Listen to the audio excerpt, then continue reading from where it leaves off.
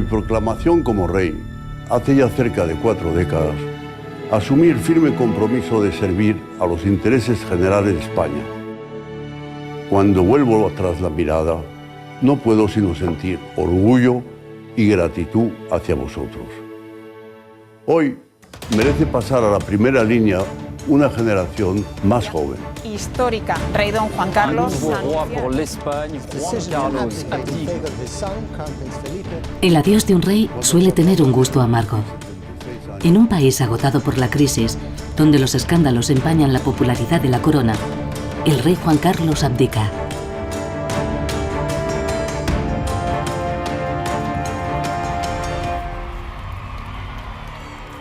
Pocos reyes han hecho tanto por su pueblo. Pocos reyes lo han conducido a la democracia. ¡Viva el rey! ¡Viva España!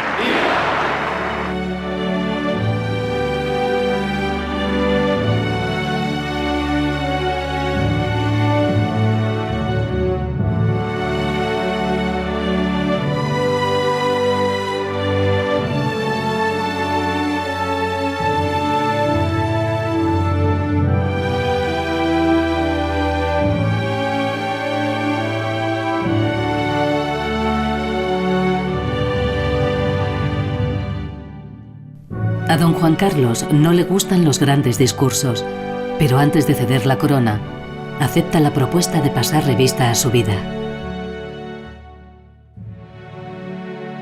Tras mucho tiempo en la sombra, se le consideraba un heredero insignificante.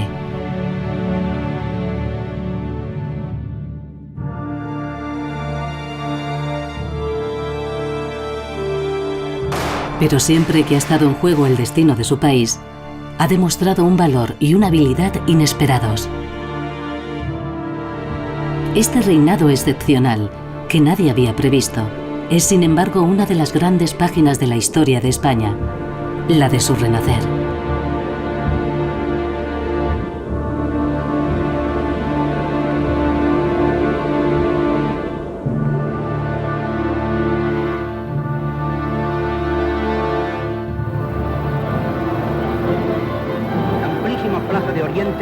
Este entusiasmo y esta unidad.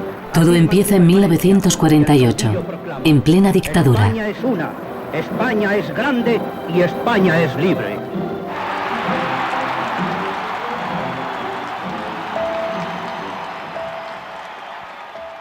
Aquel año, en una fría mañana de noviembre, el Lusitania Express cruza la frontera española.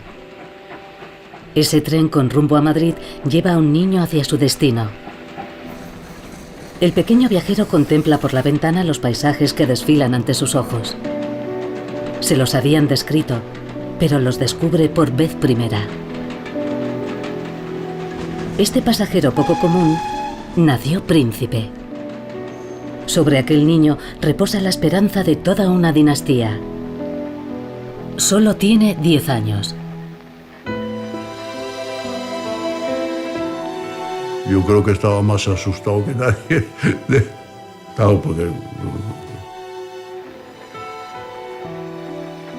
con esos señores tan mayores al lado, y me pareció todo.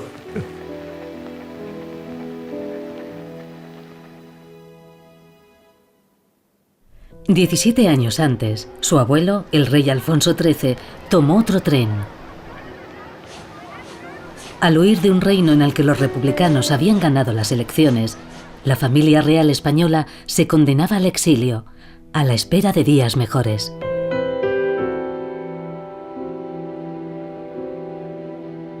He nacido en el extranjero, pero siempre tus padres te han hablado del país, tus abuelos han hablado del país.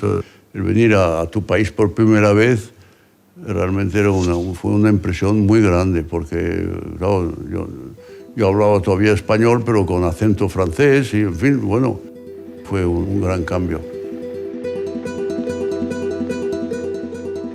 Juan Carlos no sabe aún lo que le espera en la tierra de sus antepasados. En 1936, un golpe militar perpetrado por el general Franco acabó con la república que había expulsado a su abuelo. El país sufre una sangrienta guerra civil con 500.000 muertos y 500.000 exiliados.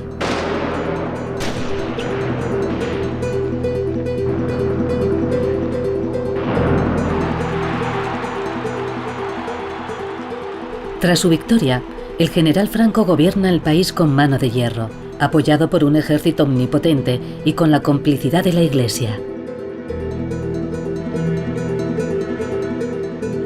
Y sin esos Borbones que habían ocupado el trono varios siglos. El que quiera una corona que se la haga de cartón, que la corona de España no es para ningún Borbón. Es la coplilla que se canta en las calles de Madrid. No, a esa edad yo no pensaba en príncipe ni en nada, porque no pensaba en divertirme como niño, y cualquier niño de 10 años de política, pues no, realmente no. Juan Carlos ignora que su presencia en suelo español es fruto de las negociaciones de dos hombres que van a jugar un papel decisivo en su vida. Su padre, don Juan de Borbón, es el heredero legítimo de la corona. Al instalar a su hijo en España, busca abrirse camino hacia el trono. En cuanto al general Franco, al recibir a un Borbón inofensivo, espera redorar el blasón de una dictadura desacreditada internacionalmente. Para estos dos hombres opuestos en todo, el pequeño príncipe es solo un peón. Franco y don Juan están de acuerdo en una cosa. En España, el príncipe debe recibir una educación a la altura de su rango. Hicieron un colegio especial. Claro, estaba en un colegio hecho para mí. Un colegio con ocho chicos. Los sábados y domingos, ellos venían la familia de ellos, les venían a ver. Claro, yo no tenía a nadie.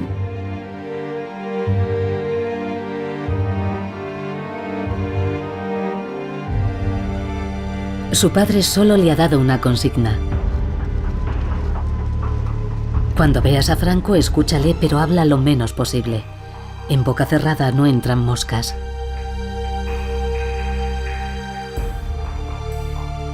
Yo estaba muy impresionado, ¿no? Bueno, ir a ver a un jefe de Estado. Y fui ahí, me recibió con mucho afecto, muy bien, tal. Y yo, lo que pasa es que, como era un niño, pues enseguida me distraía con las cosas que había en el despacho de Franco y tal. Y me acuerdo que había un ratón que empezó a pasear por ahí, yo empecé a seguirla así. Y el general Franco me decía, ¿por qué está mirando usted? Y digo, mira, hay un ratón, hay un ratón.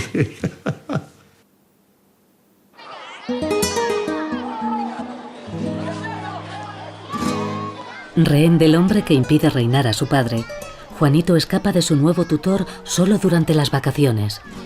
Se reúne entonces con su familia en Estoril, Portugal.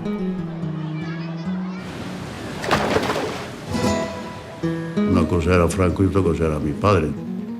Me sentía en una pelota de ping-pong, ¿no? O sea, que las cosas iban bien entre los dos, pues yo estudiaba en España. Que las cosas iban mal, a Portugal a estudiar. Pues bien, se acostumbra uno. Y como tenía que ser así, pues tenía que ser así. En esta familia está muy mal visto quejarse. No se queja uno, vamos, no, te quejas, te callas. A nadie le interesa tu dolor de cabeza o lo que te pasa. No te quejas, punto. A los 17 años, Juan Carlos ingresa en la prestigiosa Academia Militar Española.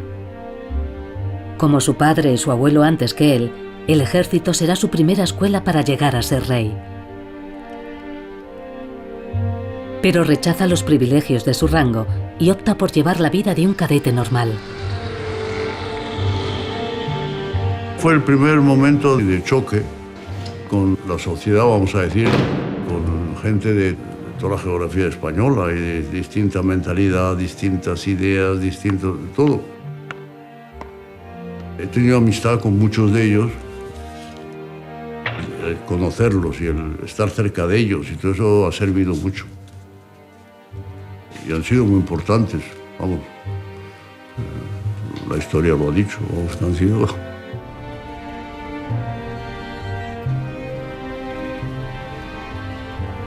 Mi hermano se descubrió después que había sido disléxico. Le costó mucho esfuerzo estudiar, le costaba mucho. Pero los disléxicos tienen que desarrollar su inteligencia de otra manera. Y ahí está la gran intuición del rey, yo creo. Viene de ahí.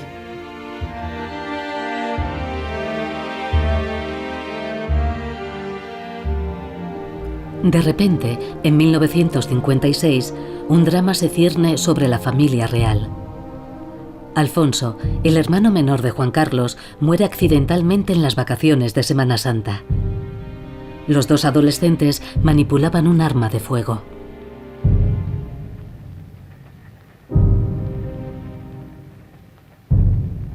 Ahora lo echo mucho de menos. El no tenerlo al lado, poder hablar con él o poder discutir con él.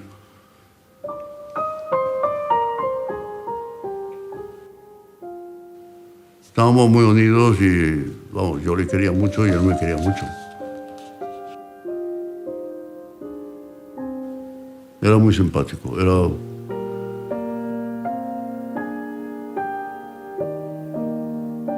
Para proteger a la familia real de un posible escándalo, don Juan y Franco bloquean la información. No habrá ninguna investigación para establecer las circunstancias precisas del accidente.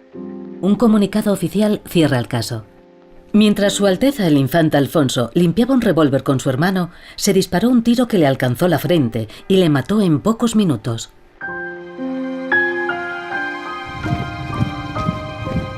Dos días después del entierro, Juan Carlos retoma el camino trazado por su padre. No hay lugar para el duelo ni las lágrimas. Pues en ese momento tenía el sentimiento de que tenía que marcar el paso bien. No tenía tiempo para pensar en otras cosas.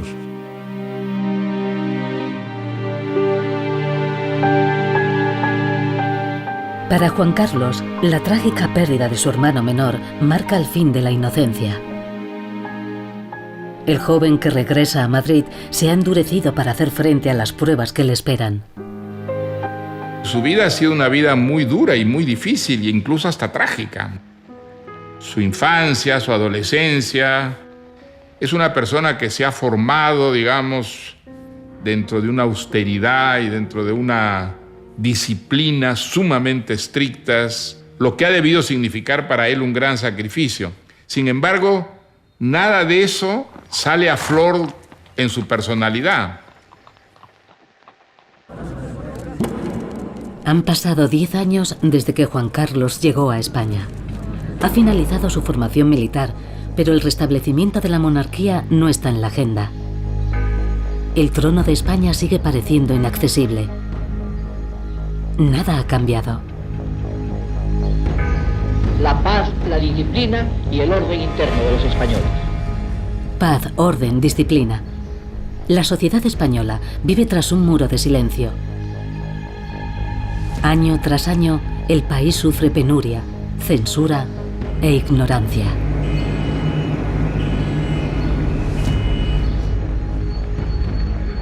España era un país cerrado sobre el mundo. En España era casi imposible saber lo que ocurría fuera de las fronteras españolas. Yo vivía en una pensión y a la hora de la cena, los dueños de la pensión ponían Radio París, ponían la radio francesa para enterarnos de qué ocurría en España. Aquí no se enteraba uno de nada, los periódicos estaban todos censurados y uno sabía que los periódicos eran mentiras de principio a fin. Yo recuerdo a mis compañeros, y eran la Facultad de Letras de la Complutense. Muchos de mis compañeros no sabían quién era Sartre, por ejemplo, no sabían quién era Camus. Esa era España, ¿no?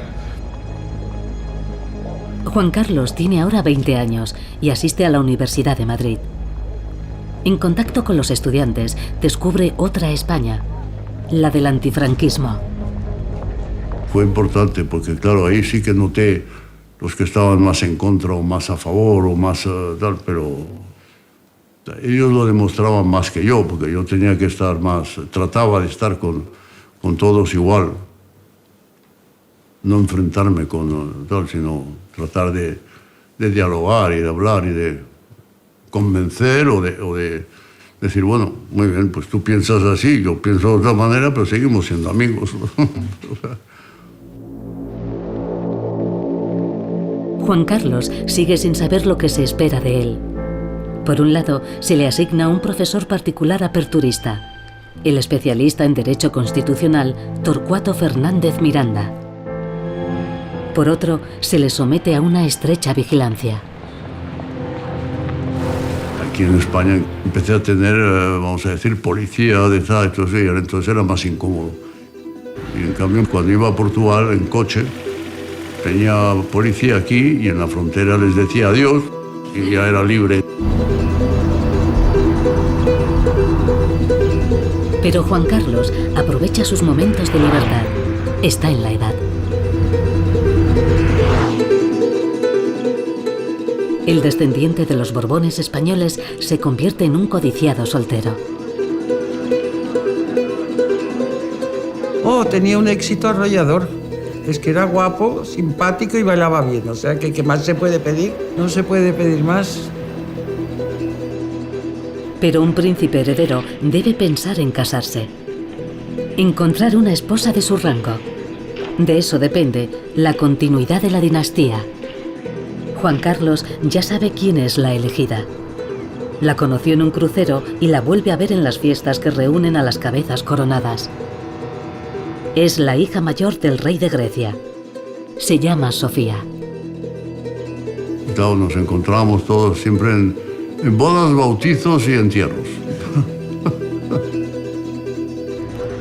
A finales del verano de 1961, Juan Carlos da el paso. Pero en vez del tradicional ¿quieres casarte conmigo?, le lanza por los aires, delante de ambas familias, una cajita que contiene un anillo.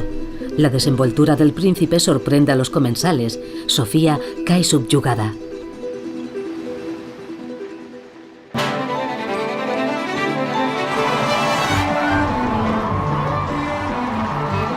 Una boda de cuento de hadas que hace vibrar a Atenas y a toda la aristocracia europea. Durante 2 días se suceden fiestas, cenas y bailes antes de la fastuosa celebración del matrimonio. Asisten 150 miembros de las familias reales más ilustres.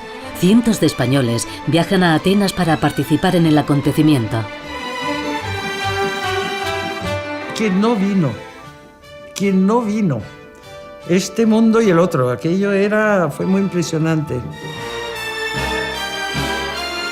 Los novios intercambian sus votos en sus respectivos idiomas en una iglesia católica. Después, se desplazan a la catedral ortodoxa. Fue importante porque era la primera boda después del Concilio Vaticano II que se hacía entre familias importantes, digamos, de gran relevancia, de 2 religiones diferentes. Lo pasamos divinamente. Por un momento, los Borbones españoles retoman el esplendor del pasado. De hecho, esta boda le vale a Juan Carlos sus primeros aplausos.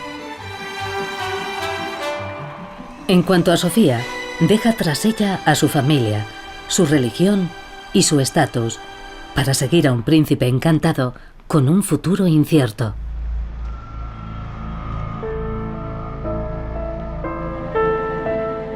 Don Juan quería aprovechar el enlace de su hijo para reafirmar su condición de heredero al trono.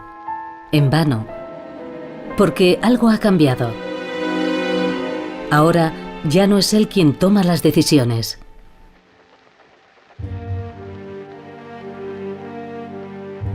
Por primera vez, Juan Carlos toma las riendas de su destino.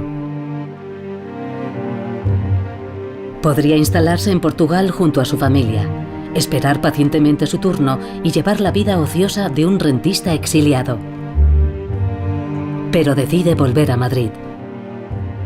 Es el precio a pagar para que la monarquía vuelva a instaurarse algún día en España. Además, Franco le ha dado a entender que de haber un rey, sería él, y no su padre.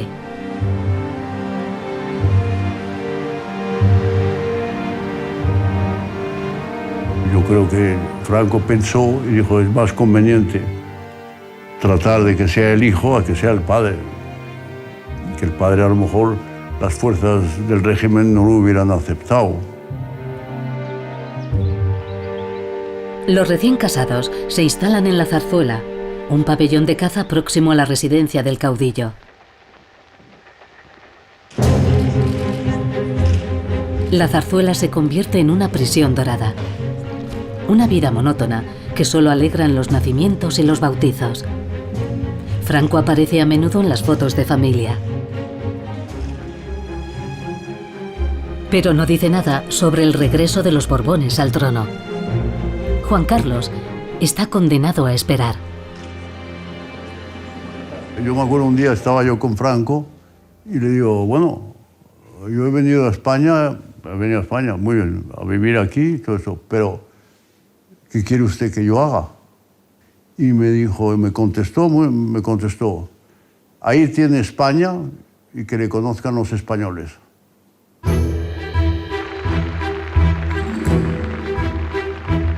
A buen entendedor, pocas palabras. Franco se asegura de que los desplazamientos del joven príncipe carezcan de estatus oficial, pero para Juan Carlos son una oportunidad de descubrir un país que conoce poco. Y entonces empezamos a viajar por toda España, por todas las provincias, todos los pueblos, todos, vamos.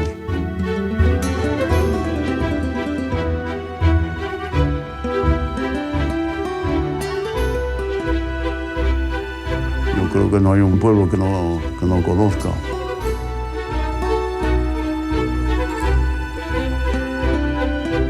Esa gira por España solo suscita indiferencia. Tras 30 años de propaganda antimonárquica, la llegada de un Borbón apenas despierta curiosidad. Juan Carlos comprende que en su camino al trono no podrá contar con el apoyo del pueblo.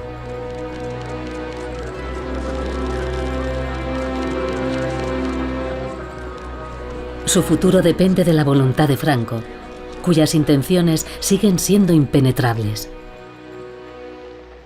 Yo creo que él me estudiaba siempre, y me estudiaba a ver cómo era, o a ver qué mentalidad tenía, o qué pensamientos tenía. Yo trataba de ser yo, natural, de ser yo mismo.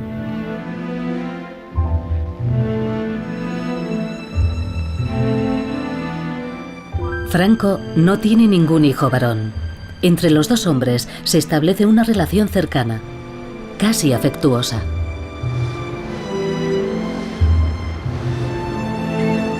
Era una persona que no hablaba mucho tampoco. Conmigo sí. Conmigo hablaba y se reía y comentábamos cosas. En cambio, él con el resto de la gente no... Más bien era hermético.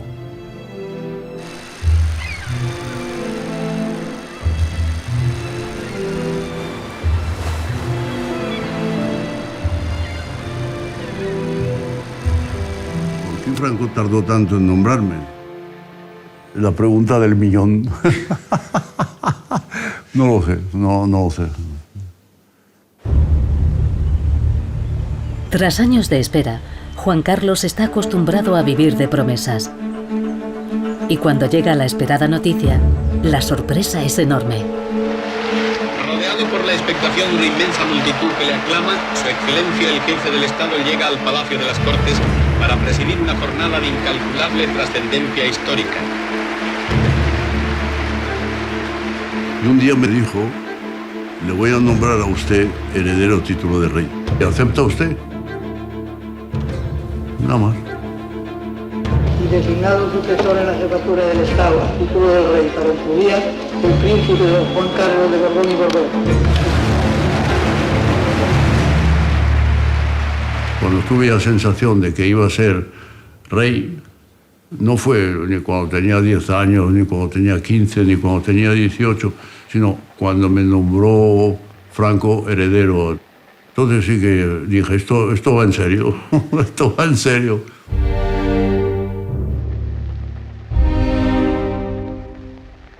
Juan Carlos conoce por fin las intenciones de su protector. Algún día sucederá al dictador.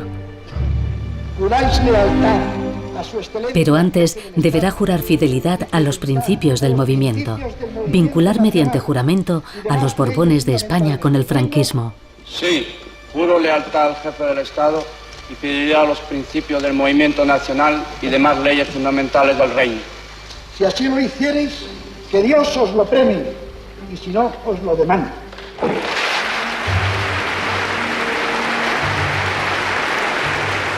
No era fácil, no era fácil. Si por ejemplo no hubiera aceptado la posición de ser heredero a título de rey, ¿cómo cree usted que yo hubiera podido estar aquí y haber hecho lo que he hecho? Y con los españoles, con los políticos, con todos, el cambio que se hizo, no se hubiera podido hacer.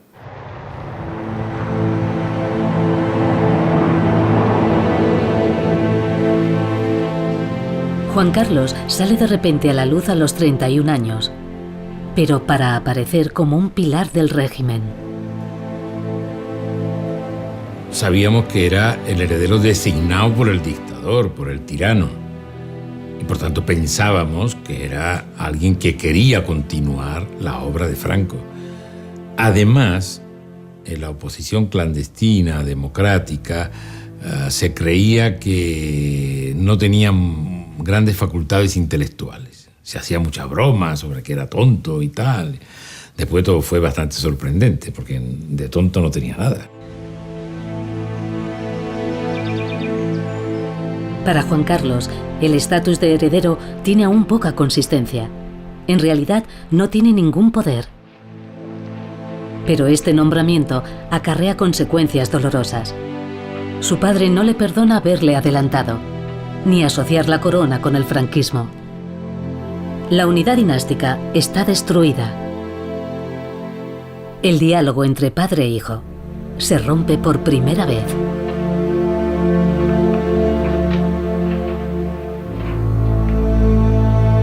El cuadro ese que es ese lo puso Franco él mismo. Dijo, este retrato del rey estaba en Palacio Real. Y le dijo, el cuadro de Alfonso XIII en el despacho del príncipe. Yo lo he tenido, siempre ha estado en mi despacho.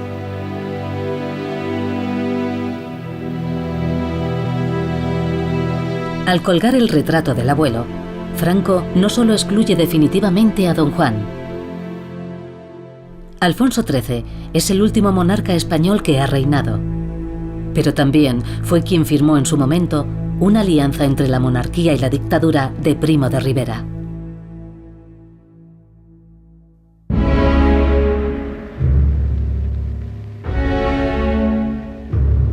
Con casi 80 años, la salud del dictador empieza a resentirse.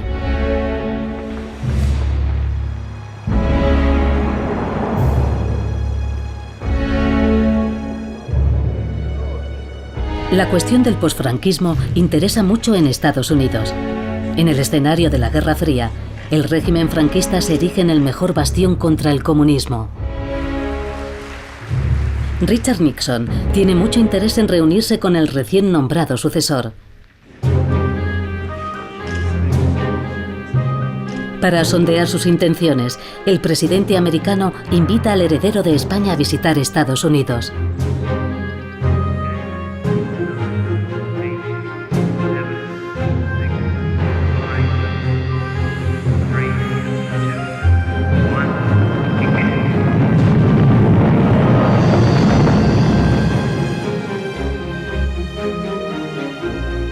El heredero de Franco no ha desvelado aún sus proyectos, pero los dirigentes de todo el mundo descubren a un hombre joven, moderno y abierto, la otra cara de España.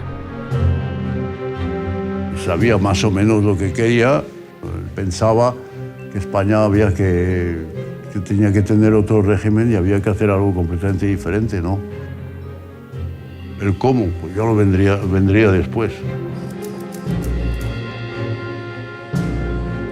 La democracia la habíamos mamado, como se dice en España vulgarmente y con perdón. Era a lo que estaba educado. Por mi padre, por supuesto.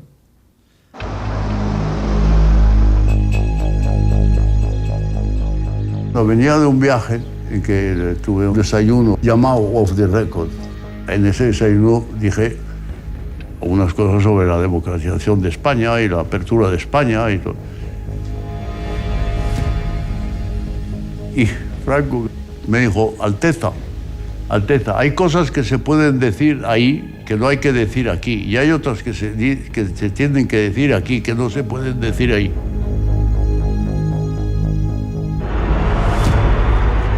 El príncipe y el dictador forman un extraño tándem. Yo le decía, pero mi general, ¿usted por qué no abre un poco y por qué no...? Y él me decía, eso tendrá que hacerlo usted, yo no lo puedo hacer. Él me lo decía, yo no puedo cambiar.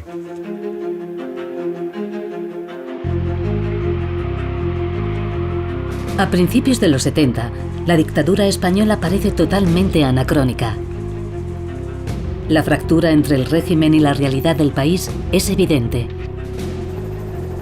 Y es que a pesar de su aislamiento, España ha cambiado. Se ha dotado de infraestructuras, ha modernizado su economía. Esta mutación ha dado lugar a una clase media dinámica, culta y ávida de libertad.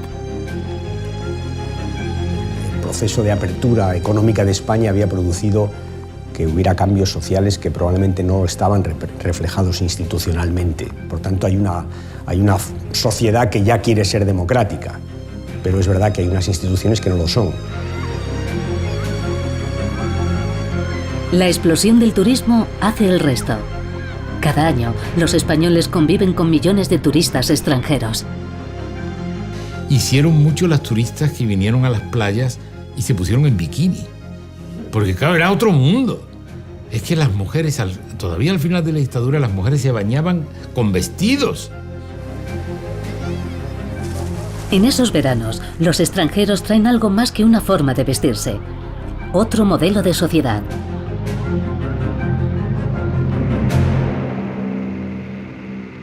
La transformación de España parece irreversible. Pero Franco se opondrá hasta su último aliento.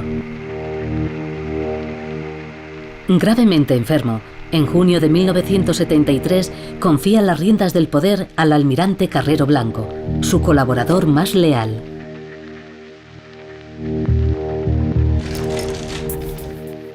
Muchos decían, lo han nombrado, pero no va a venir nunca, porque el régimen es muy fuerte, porque si se muere, pues quedan los otros que van a seguir con el mismo régimen.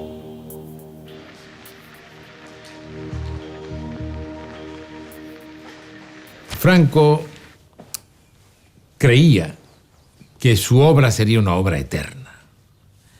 Él nombra Carrero Blanco muy reaccionario, además de una orden religiosa como el Opus Dei, que se va a salvar. El legado de Franco lo va a salvar. Una bomba lo hace levantar unos metros y eso se acabó. La potencia de la explosión fue tal que el automóvil voló por los aires, chocó en la cornisa superior de la residencia de los jesuitas y fue a caer dentro de un patio, quedando completamente destrozado. Desde principios de los años 60, ETA ha hecho de la lucha contra el franquismo su principal combate. Al asesinar a Carrero Blanco, demuestra su fuerza.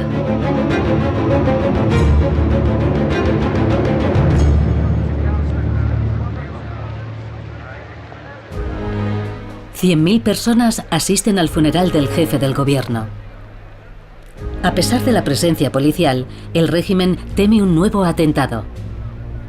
Pero Juan Carlos decide encabezar el cortejo. Era el momento que estaba ETA matando a gente, muchos militares, muchos civiles, y tenía uno que demostrar que en ese momento estaba uno ahí. Y ahí me planté por delante, vestido de uniforme. No pasa nada.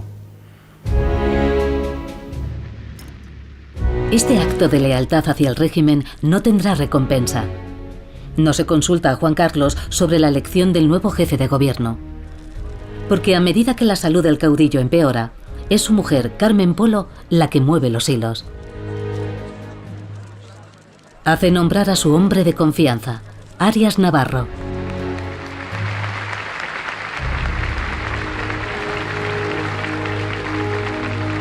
España, España, España, arriba España, arriba Franco. El 4 de julio de 1974, el dictador es hospitalizado. Su estado es grave. Y estando en París, recibo la información, que fue pública en los periódicos, de que el general Franco estaba enfermo. Cosa que sorprendió mucho a los españoles porque nos vendían que Franco era inmortal. Recuerdo que le regalaron, contaba la gente popular, que le regalaron una tortuga y él dijo, ¿y este animal cuántos años vive? Le dijeron 200 años y dice, llevárosla que luego se muere y me da mucha pena. Las maniobras de Carmen Polo y de los ultras del régimen no sirven.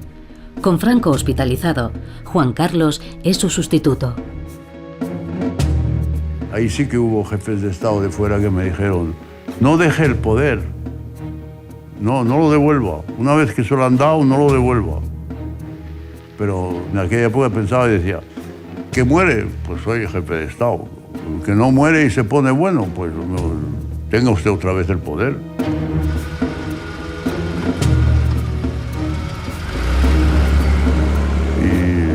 Me llamó Franco y me dijo, bueno, yo retomo los poderes. Y yo, me parece muy bien.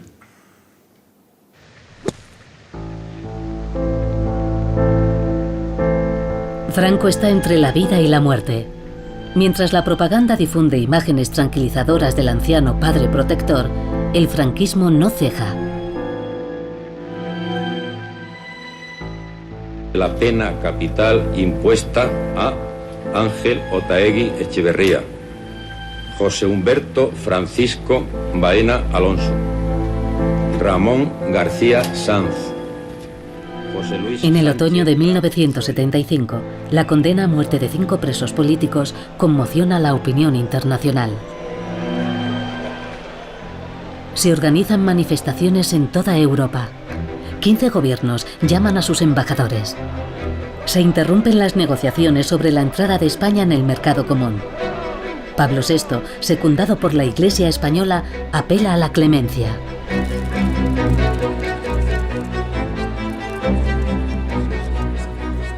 Pero Franco se muestra inflexible. No deseamos estar solos, pero tampoco nos intimida la posibilidad del aislamiento.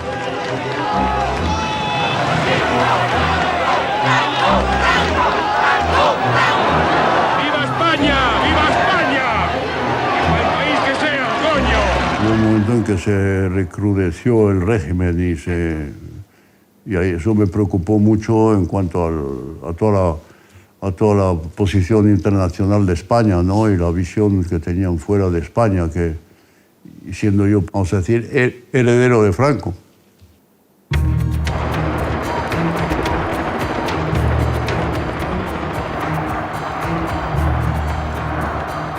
En plena tormenta, el régimen celebra con grandes fastos el 39º aniversario de la subida al poder de Franco. Habla su excelencia el jefe del Estado. Ante la multitud que le aclama, el debilitado dictador se muestra más radical que nunca. Todo lo que en España y en Europa se ha armado obedece a una conspiración masónica y cierrista en la clase política. Evidentemente, el ser español vuelve a ser hoy una grosería en el mundo. ¡Arriba España!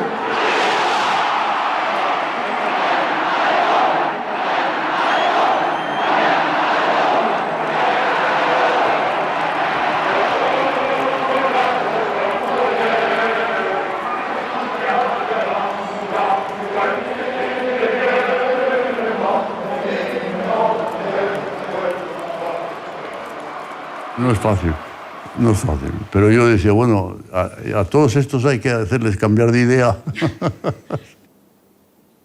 Sí, había muchos.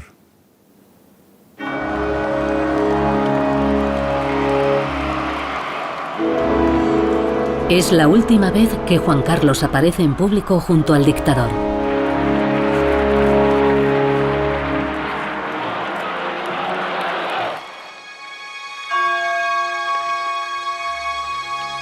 Españoles,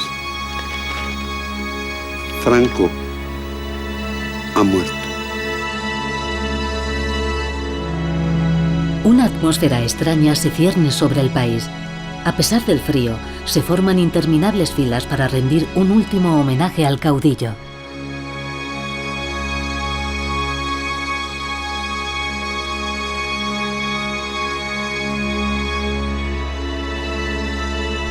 Esperada por unos, temida por otros, la muerte de Franco inaugura una era de incertidumbre para los españoles.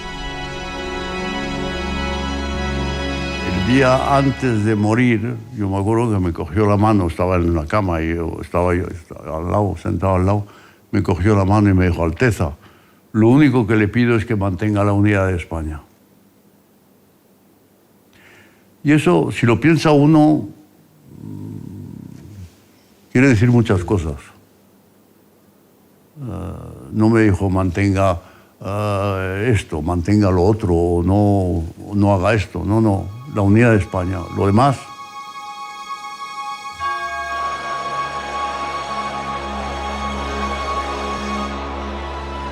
los españoles conocen su testamento político por televisión.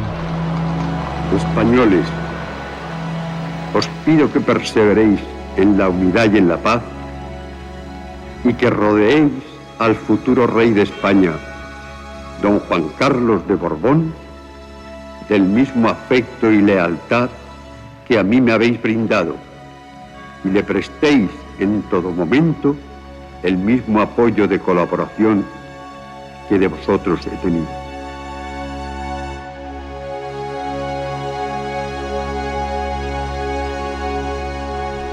Durante esos días de luto nacional, Juan Carlos siente el peso de la herencia que se cierne sobre sus hombros y la inmensidad de su tarea.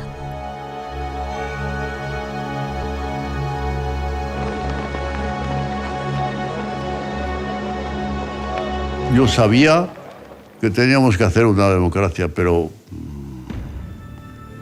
¿cómo? Dije, pues eso hay que verlo.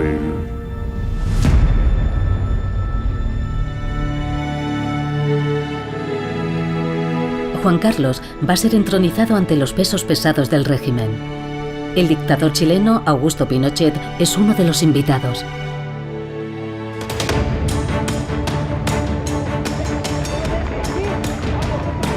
Aferrados a sus privilegios, desconfían de las intenciones del sucesor nombrado por el caudillo. Pueden venir a ofrecerme la corona sobre un cojín o enviar a la Guardia Civil para que me detenga, confiesa el rey a un amigo.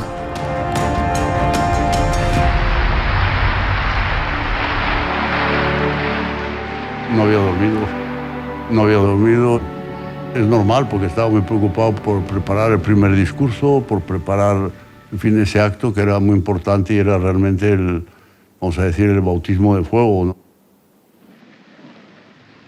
En esta hora, cargada de emoción y esperanza, la monarquía española, depositaria de una tradición centenaria, Tenga en cuenta que, claro, los que me tomaron el juramento eran las Cortes de Franco y el Consejo del Reino de Franco. Intereses políticos, si todos permanecemos unidos, habremos ganado el futuro. ¡Viva España!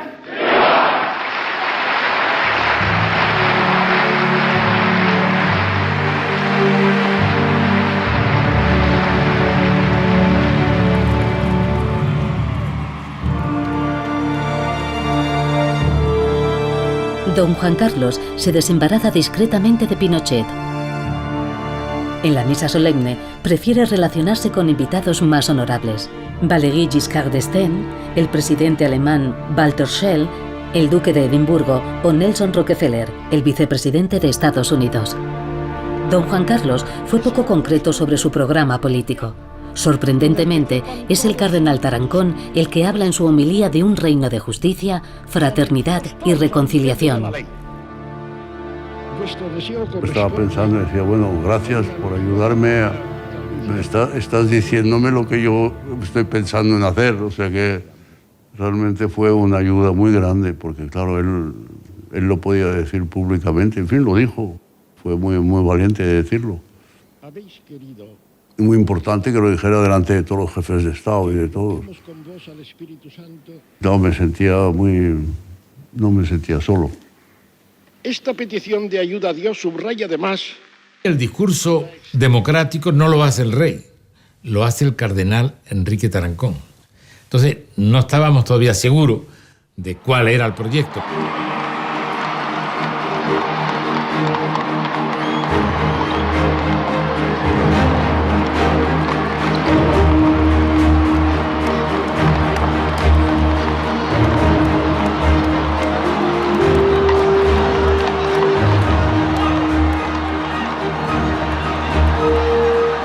Ese día hay un gran ausente, el padre de don Juan Carlos.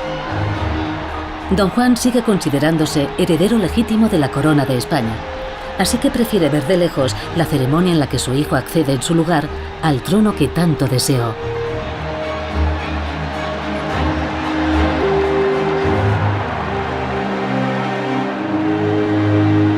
¿Qué tem a dizer acerca deste assunto? Pois não está. E não está porquê? Não, porque não foi feito de uma maneira absolutamente correcta, nem com intervenção do povo, nem com intervenção minha, que era o titular. Portanto, o seu conta na situação...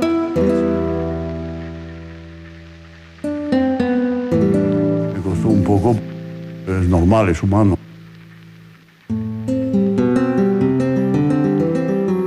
Me llamó para felicitarme y, en fin, lo que se puede hacer estando lejos, ¿no? Pero supongo que llevaría por dentro, como se dice en España, por dentro va la procesión, ¿no?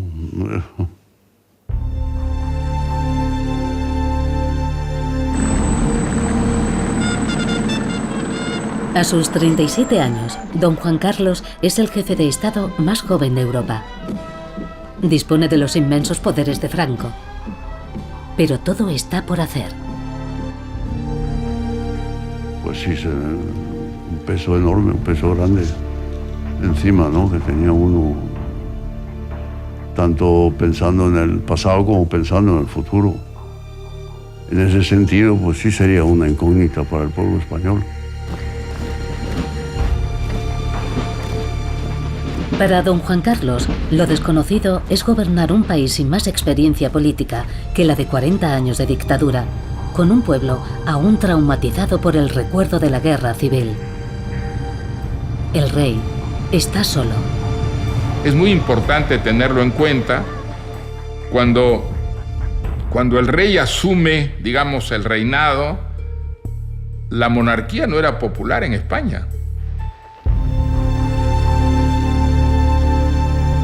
Don Juan Carlos acaba de subir al trono, pero los españoles empiezan a manifestarse. Reclaman el cambio, pero también carreteras, hospitales y mejores salarios. Bueno, no se había vivido porque no estaba permitido. Y estando permitido, pues se ve gente que está a favor, gente que está en contra, gente que está de acuerdo, gente que no está de acuerdo. En vez de responder a la impaciencia de la calle, el rey juega la carta de la continuidad. Confirma a Arias Navarro en su puesto a la cabeza del gobierno. Creí que era bueno mantener un presidente de gobierno de Franco para que no hubiera realmente una ruptura, sino que fuera realmente un cambio. Y eso llevaba consigo el aguantar algunas cosas difíciles. Arias Navarro, el perro guardián del régimen, defiende un inmovilismo total. Pero gracias a esta concesión otorgada a los franquistas, don Juan Carlos logra nombrar a su antiguo profesor de Derecho, el aperturista Fernández Miranda, presidente de las Cortes. Él hará posible que el rey cambie con plena legalidad ese régimen al que juró fidelidad. La fórmula del constitucionalista se ha hecho célebre, de la ley a la ley, pasando por la ley. Estuve muy preocupado y me dice, sin ningún problema, de la ley a la ley, me dijo. Entonces realmente fui tranquilo.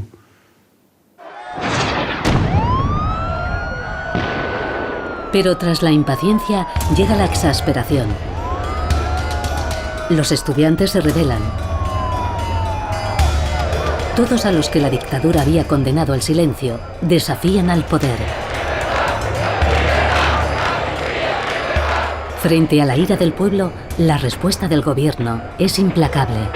El gobierno dispone de elementos más que suficientes para aplastar inexorablemente cualquier intento de subvertir o alterar la vida del país. Es el engranaje. Huelgas, manifestaciones que degeneran en violencia, atentados. Los partidarios de un franquismo puro y duro se movilizan y resucitan los fantasmas del pasado.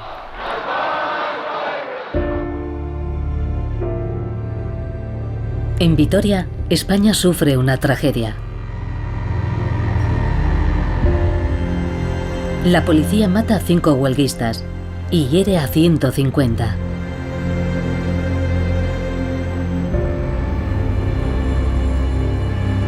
La indignación crece. La población se impacienta. La impopularidad del gobierno empieza a contaminar al rey.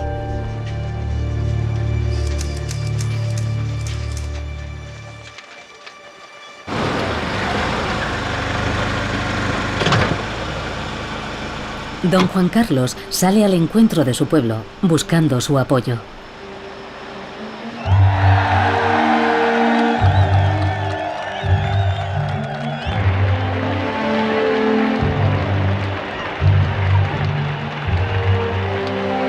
Me sentí muy apoyado en esos viajes. Me daba más fuerza para poder seguir. Porque la gente se agarraba a algo que veían que podía ser útil y que podía ser bueno. En Cataluña, seduce al auditorio hablando en catalán, una lengua prohibida bajo el franquismo. Que no te pregunto. La afecció dels catalans a la llibertat és llegendària. Pero ni una palabra de ese gran cambio que espera una parte de España. Inicialmente, la tutela de Franco nos hacía pensar que querría continuar la labor de Franco, la labor destructiva del país de Franco. Nadie le veía como motor del cambio, más bien le veían como un producto del franquismo que había que aceptar en la transición y que iría desapareciendo a medida que el franquismo fuera desapareciendo de España. La reina y yo os agradecemos muchísimo este recibimiento y sobre todo... Don Juan Carlos no pronuncia el esperado discurso en España. Escoge otra tribuna para esa declaración histórica. El 2 de junio de 1976, ante el Congreso americano, promete solemnemente a su pueblo la instauración de la democracia. The Crown protects the whole people and each and every one of its citizens, guaranteeing through the laws and by the exercise of civil liberties the rule of justice.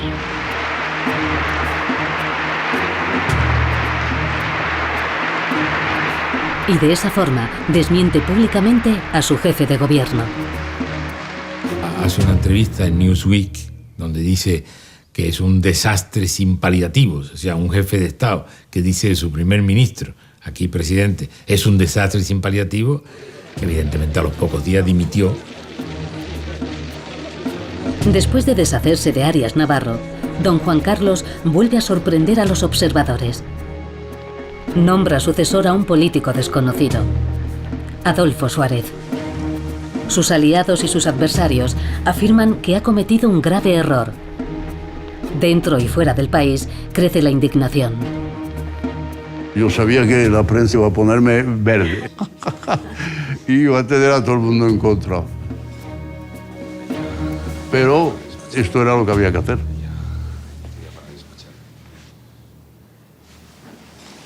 Lo conocí cuando fue director general de televisión con Franco. y me gustó mucho su manera de ser y su manera de hablar y cómo era él. Y Adolfo representaba realmente el cambio sin ruptura. Entonces era un cambio suave. Vamos, por lo menos queríamos hacerlo suave, ¿no? Don Juan Carlos acaba de dar un golpe maestro.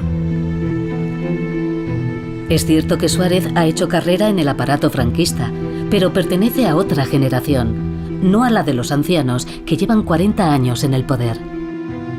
La confianza que me animó a aceptar esta grave responsabilidad que he asumido radica en el propósito de que la iniciativa del Gobierno sea el reflejo puntual y auténtico de la voluntad popular. Si debiera señalar una explicación... Ese programa también es el del rey. Y para realizarlo, ambos hombres saben que deberán enfrentarse al inmovilismo de las poderosas instituciones franquistas. Había en el ejército, en la judicatura, en la iglesia, es verdad que había fuerzas ligadas al anterior régimen que quería que nada cambiara o peor, que cambiara solo aparentemente, que todo cambiara para que todo siguiera igual, siguiendo el adagio lampedusiano. Pero claro, las personas sensatas se dan cuenta que España no podía continuar aislada del mundo, como la leprosa del mundo desde el punto de vista político.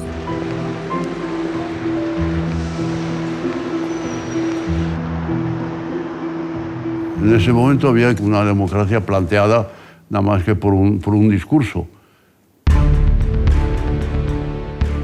Hasta entonces, don Juan Carlos ha medido los tiempos.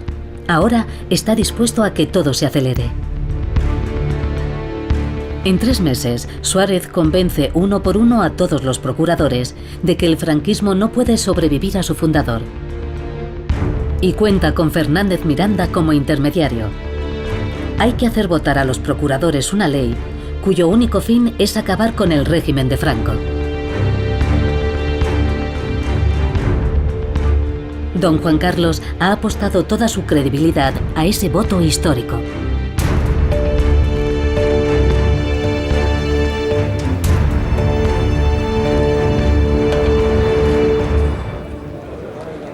El proyecto de ley ha sido aprobado. Se levanta la sesión.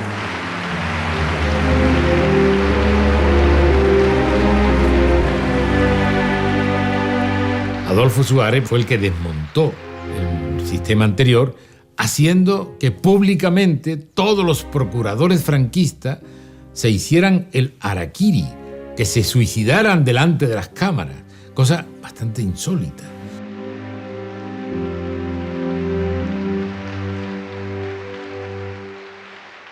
Entonces hay una escena maravillosa, la cámara enfoca al presidente Adolfo Suárez y entonces el presidente Adolfo Suárez se lanza hacia atrás y descansa el alivio de su esfuerzo había sido cómo desmontar a estos franquistas. Y lo hizo muy bien, muy bien. Me estaré siempre agradecido.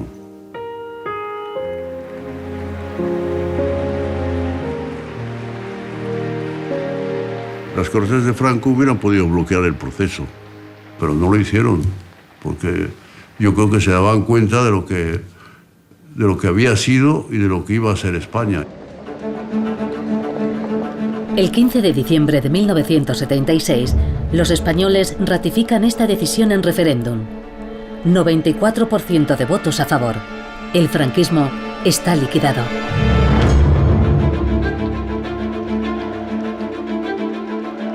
Las medidas aperturistas se encadenan a un ritmo desenfrenado.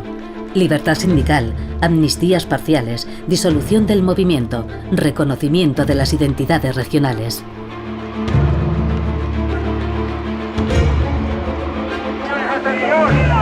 ¡Atención, señores, atención! No den lugar a que lo que ha empezado bien termine mal. Pero la transición democrática corre peligro.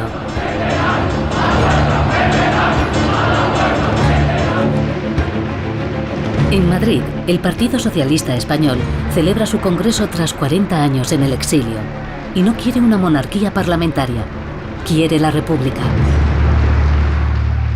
La monarquía que instaura Franco no era nuestra monarquía. Queremos que sea el Parlamento quien decida monarquía o república. Gracias a su capacidad de persuasión, Suárez convence a los dirigentes de la izquierda de que solo la monarquía garantiza la transición democrática. Porque el rey es el único capaz de contener a un ejército ultraconservador que podría acabar de golpe con todo lo conseguido.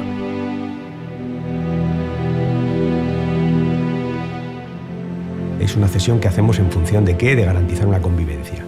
La pregunta es, ¿ese consenso sobre la monarquía puede ser sustituido por otro? Difícilmente. Es muy difícil alcanzar un consenso distinto. El ejército vigila de cerca la apertura política. De momento, secunda al rey. Pero hay una línea infranqueable: la legalización del Partido Comunista y la vuelta de su jefe, el Diablo Rojo, Santiago Carrillo. Pensaba que no podía haber una democracia sin el Partido Comunista. No había otro camino. Y era el camino a seguir.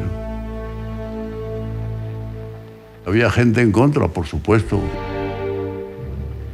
En los cuarteles la gente no estaba contenta, había reuniones. En ese momento había que hacer las cosas un poco a ojo. En enero de 1977, no parece oportuno echarle un pulso al ejército. Una nueva ola de violencia se apodera del país. En la extrema derecha, los grupúsculos pasan a la acción. Intimidaciones, atentados, asesinatos. Y a esa campaña de terror responde una extrema izquierda igualmente violenta que quiere acabar con la naciente monarquía parlamentaria.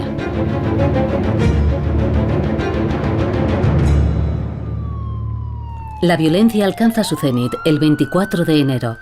Un grupo neofascista asesina a 5 abogados comunistas en el centro de Madrid.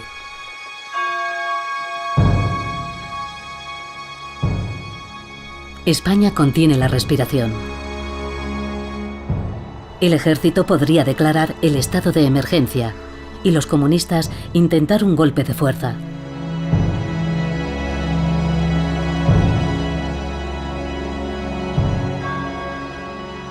Y en ese momento, que parece llamar a la prudencia, don Juan Carlos decide legalizar el Partido Comunista, aplicando un plan elaborado años antes, en vida de Franco. En el otoño de 1971, durante la celebración de los 2500 años del Imperio Persa, organizada por el Shah de Irán, Juan Carlos se acerca al presidente de la Rumanía comunista. Gracias a él, puede ponerse en contacto con el líder del Partido Comunista Español. Y ahí estaba Ceausescu y tuve una larga conversación con él. Y lo quería que le dijera a Carrillo que iba a legalizar el Partido Comunista. Pero que yo decidía cómo y cuándo.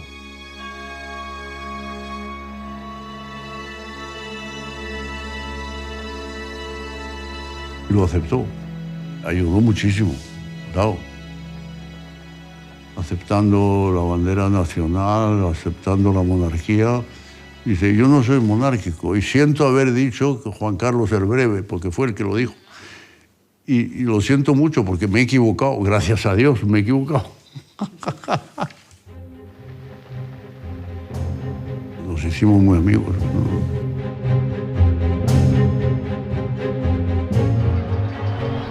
El Partido Comunista Español se legaliza un Viernes Santo, un día muy señalado.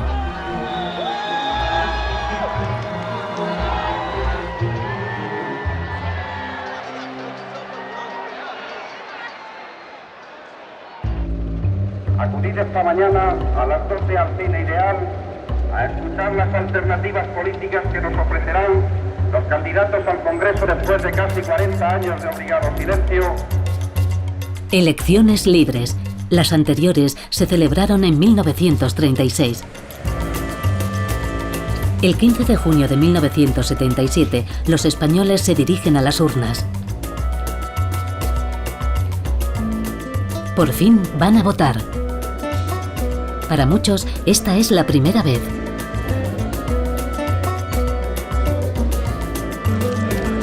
La voluntad popular ratifica la emergencia del Partido Socialista, pero gana el partido de centro-derecha de Adolfo Suárez, que vuelve a ser presidente del gobierno. Don Juan Carlos ha ganado la apuesta. España ya es una democracia.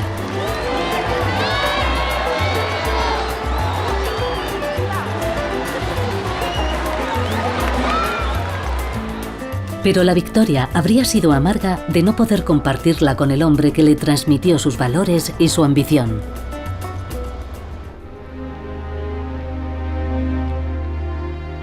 Superado el resentimiento, don Juan llega para apoyar a su hijo. A partir de ese día le llamará Majestad. Por todo ello, instaurada y consolidada la monarquía en la persona de mi hijo y heredero, don Juan Carlos. Tengo que decirle que siento no haberle dado más importancia a ese acto. Ahora lo hubiera hecho de una forma más, dándole más boato y más importancia. Pues claro, una persona que deja sus derechos y que dice, ahora eres tú, eso es muy importante. De Alfonso XIII, mi hijo y heredero, el rey don Juan Carlos I. Majestad, por España, todo por España. ¡Viva España! ¡Viva el rey! La ceremonia donde mi padre renuncia a sus derechos fue muy emocionante. Muy emocionante. Yo llevé a mis dos hijos mayores porque aunque eran muy pequeños, dije tienen que vivir este día y por lo menos recordar algo de lo que ha hecho su abuelo para su país.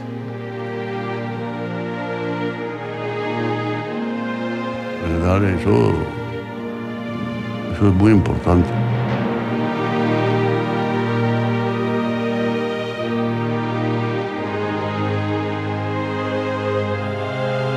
Es una persona que dedicó toda su vida a España sacrificando su persona.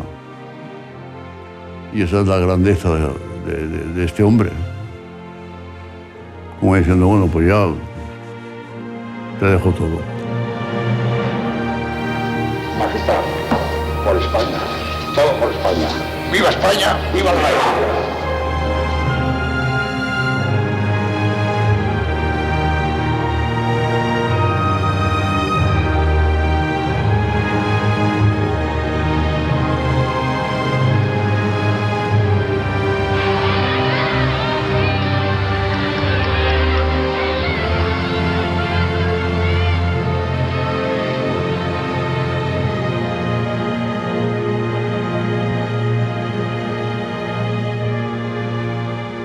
El 22 de julio de 1977, don Juan Carlos se dirige al Congreso para abrir la legislatura que dotará a España de una nueva Constitución.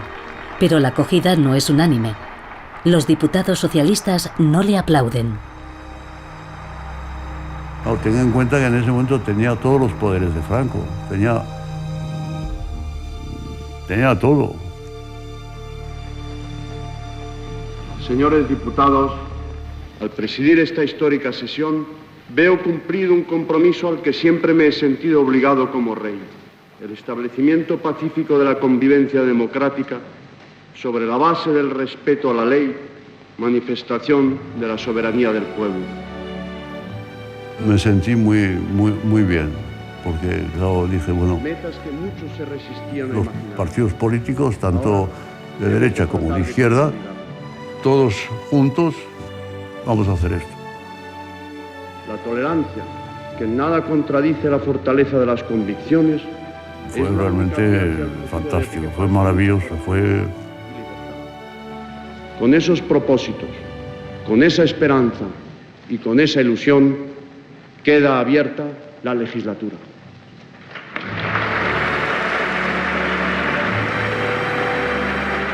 Estaba hablando de la reconciliación y de la recuperación de la democracia sin límites.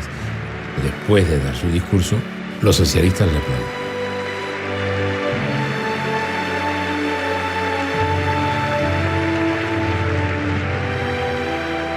Sí, la gente que le gusta el poder y todo eso, yo he cedido todos los poderes con mucho alivio, mucho alivio.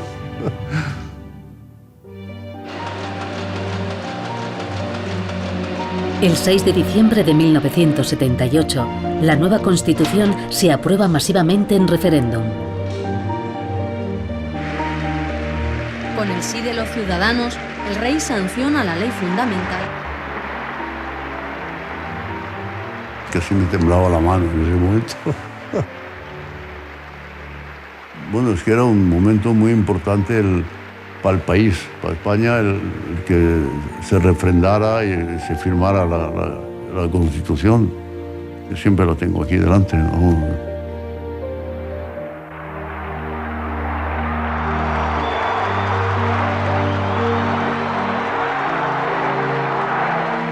Pasar de una dictadura a una democracia, sin sangre, sin hundimiento del aparato, sin un procesamiento de la política de la dictadura, hacer todo eso a la vez es muy complicado. Si yo fuera creyente diría que fue un milagro, pero no lo digo.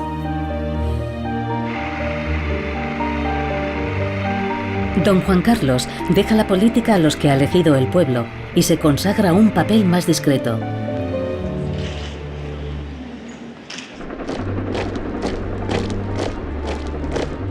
Parece que la democracia ha llegado para quedarse.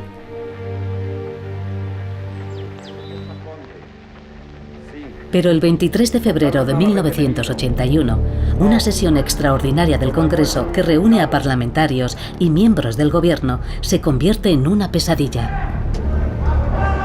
¡Quieto todo el mundo!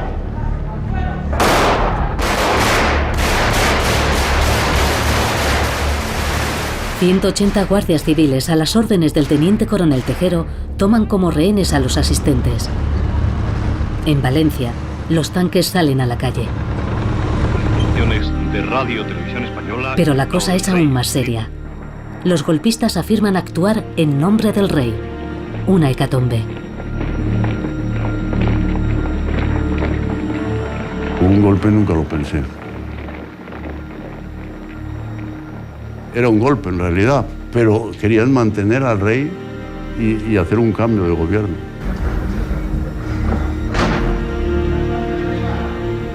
Ahí dentro pues podía ocurrir lo que fuera. La sorpresa existió. Los señores vestidos de guardia civil con los tricornios del siglo XVIII y con unos bigotes del siglo XVII y pegando gritos y palabrotas. ¿Esto qué es?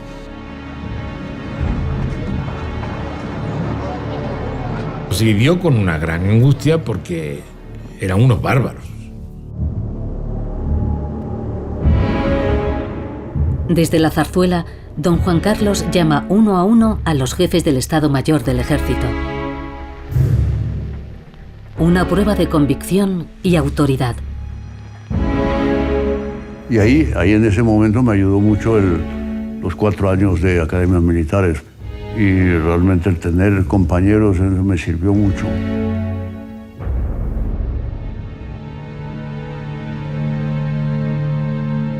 Las horas pasan y los españoles no tienen noticias del rey. Don Juan Carlos debe tomar la palabra ya. Pero la televisión está en manos de los insurgentes. Se tardó un poco y eso le puso nervioso a la gente. Pero la anécdota es que el capitán que estaba al frente de las tropas en la televisión española era muy amigo del jefe de mi casa, que era también de caballería, eran de caballería los dos. Y entonces le llamó el jefe de la casa y dijo, oye, ¿qué tonterías estás haciendo? Deja que salgan los cámaras de la televisión para venir a grabar. Y yo, sí, a sus órdenes, mi general. O sea que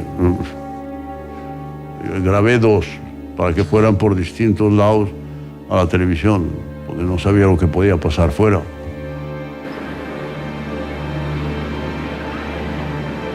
Al dirigirme a todos los españoles, con brevedad y concisión. La corona, símbolo de la permanencia y unidad de la patria, no puede tolerar en forma alguna acciones o actitudes de personas que pretendan interrumpir por la fuerza el proceso democrático que la Constitución votada por el pueblo español determinó en su día a través de referéndum. La gente ya apagó la televisión y se fue a dormir. Dijo, ya no hay peligro. A la mañana siguiente, pues ya se terminó. Fue una noche un poco larga, pero...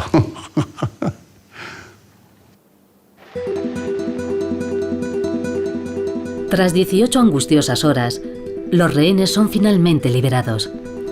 Los tanques regresan a los cuarteles. Salvó la situación. Si apoya a los otros, gana. Eso está claro. El hecho es que salvó la democracia una actitud como la del rey. En el 23 de febrero, el rey fue fundamental. Días después, 3 millones de personas se manifiestan en todo el país. Don Juan Carlos acaba de ganarse a pulso su corona.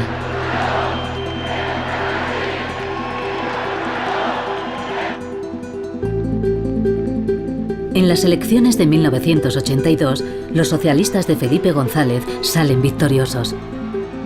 Esta alternancia no solo es la victoria del partido de la oposición, significa el auténtico triunfo de la democracia. Entonces, la transformación de España es algo tan absolutamente extraordinario. Es decir, haber conocido esa España y conocer la España de la movida, el Madrid de la movida, pues es que realmente como si fuera otro país, como si hubiera cambiado el país.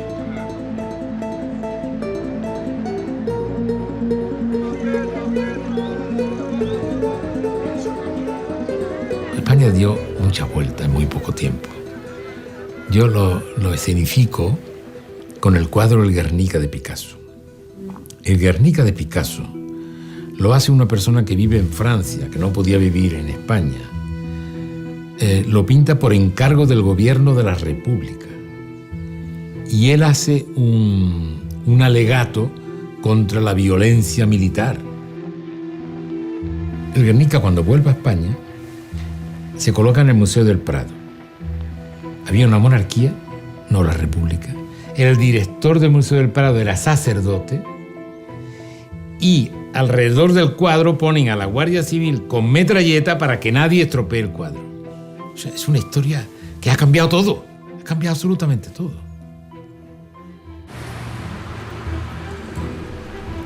El renacer de España viene acompañado de una auténtica revitalización económica. Después de estar fuera de la Comunidad Europea, ingresa por fin el 1 de enero de 1986.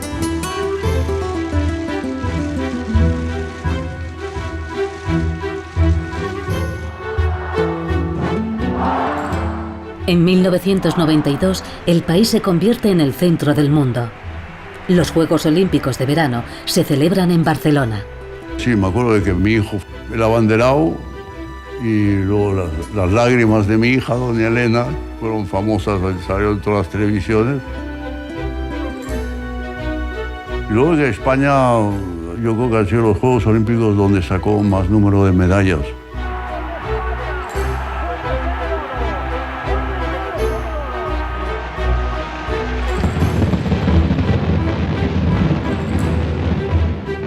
De pronto España, 40 años aislada del mundo, en el mismo año tiene a todo el mundo reunido en Sevilla en una exposición, al mundo entero mirando por las televisiones en Barcelona los Juegos Olímpicos. Todo a la vez podíamos exhibir una España de conexión con el mundo y democrática y libre. Don Juan Carlos se ha convertido en el embajador de esa España triunfante. Durante los 20 años posteriores a su ascensión al poder, ha hecho de América Latina su escenario favorito.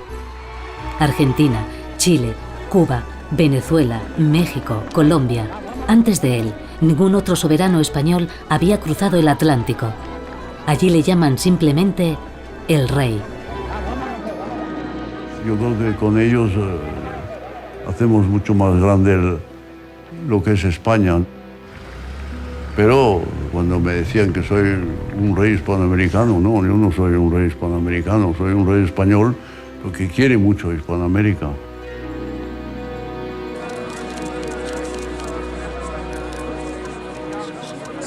Pero una sombra sigue cerniéndose en esta España del éxito. La del terrorismo, cuya violencia ciega viste de luto al país.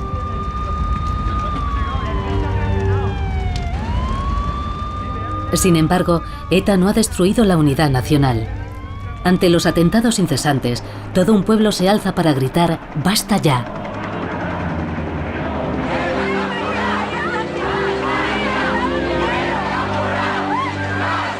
Los peores recuerdos o los peores momentos pueden ser muchos. Pero contestándolo de una forma muy sincera, son 800 malos momentos. Pues son más de 800 víctimas del terrorismo que hemos tenido y me hago muy solidario con ellos y muy...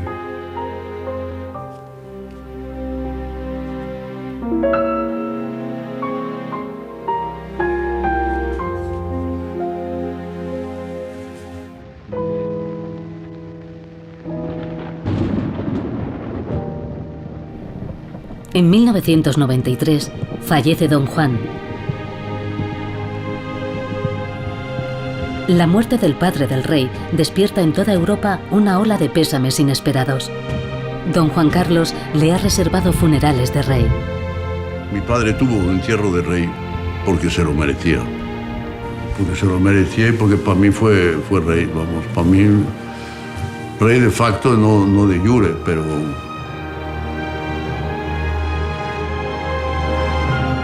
El abuelo ha sido una referencia para todos, porque a todos nos ha transmitido muchos valores y que siempre, aunque no haya una conversación diaria y consulta diaria, pero siempre te da una confianza y una referencia, al perder eso, para él fue un golpe fuerte.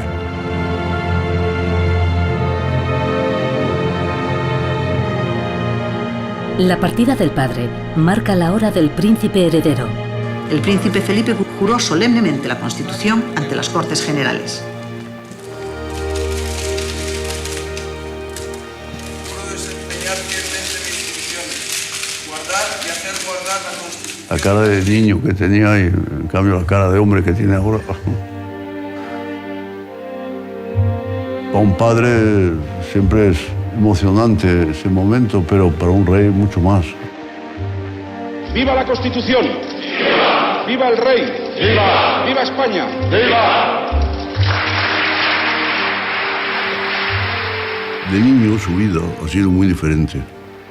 Era diferente porque estaba en su país, estaba en un sitio fijo, en un sitio seguro, y vamos a decir, ha nacido en palacio. En ese sentido sí, era más, fue diferente.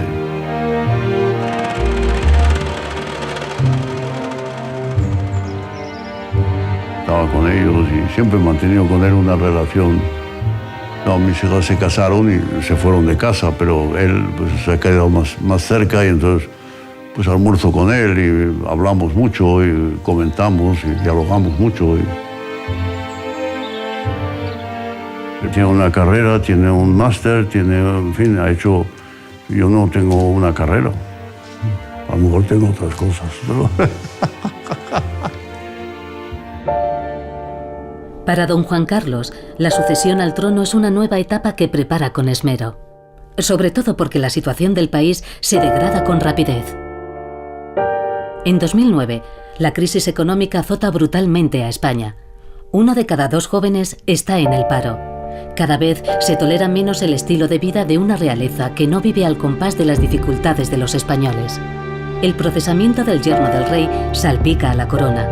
Malversación de fondos públicos, fraude fiscal. La infanta Cristina, hija de Juan Carlos, se sienta a su vez en el banquillo de los acusados. La prensa empieza a interesarse por la fortuna del rey, a revelar sus infidelidades. Después de 3 espléndidas décadas de reinado, estos escándalos son el último desafío para el viejo monarca de salud cada vez más frágil. Es verdad que este tema es un tema que los españoles ven con enorme reticencia. La corona pierde su ejemplaridad. Lejos de ser una institución ejemplar que se mantiene al margen de una crisis institucional que vive España, se convierte en una institución más y por tanto entra de lleno en lo que es la crítica que una parte importante de la sociedad española hacen al funcionamiento institucional, porque España tiene un deterioro institucional ciertamente muy grande. El 2 de junio de 2014, don Juan Carlos da la campanada. Mientras otros se aferran al poder, él elige pasar el testigo. El rey abdica en favor de su hijo. Queda proclamado rey de España, don Felipe de Borbón y Grecia, que reinará con el nombre de Felipe VI. ¡Viva el rey! ¡Viva! ¡Viva España! ¡Viva!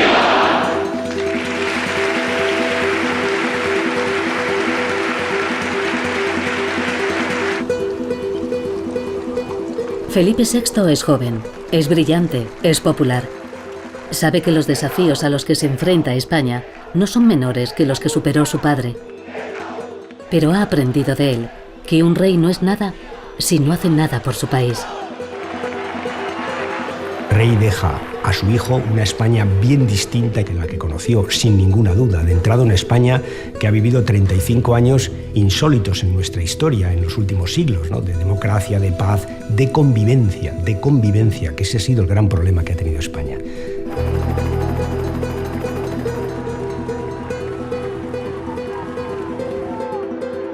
Nunca ha dado lecciones, sí de orientar. Y entonces, bueno, pues muchas veces ante dudas, le planteaba alguna duda y él decía, bueno, intenta resolverlo tú y yo te ayudaré, pero avanza el camino tú, ¿no? Y así ha sido y sigue siendo. Es una persona con toda su simpatía y es una persona reservada, no le gusta dar demasiadas lecciones ni darse importancia en lo que hace o lo que ha hecho. Y en el fondo, cuando uno ve pues una trayectoria y unos éxitos, ¿no? Como jefe de Estado, pues es una persona que mantiene la humildad y es una grandísima lección.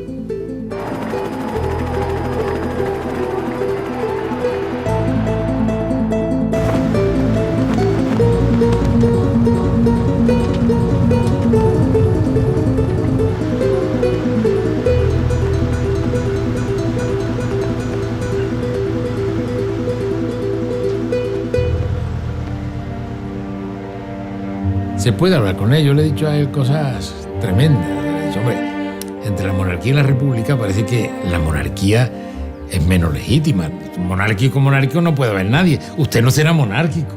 Sí, hombre, yo soy el rey.